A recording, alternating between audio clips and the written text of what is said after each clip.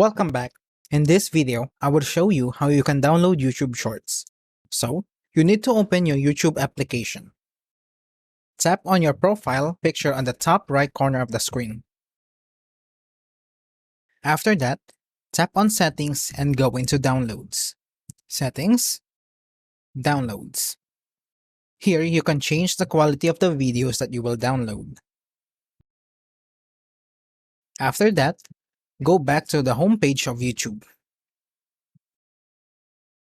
Continue browsing until you find the short that you want to download. Click on the share button and copy the link of the short.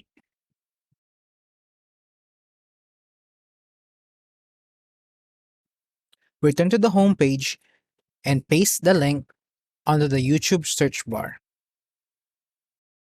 Before sharing, delete the last part. Share and feature. Then search. That YouTube short will then pop up. Tap on the three dots beside the title. Then click Download Video. I don't have YouTube Premium, so the max resolution that I can download is 360 pixels. If you want to see more how-to videos, subscribe and ring the bell. Thank you for watching and see you at the next one.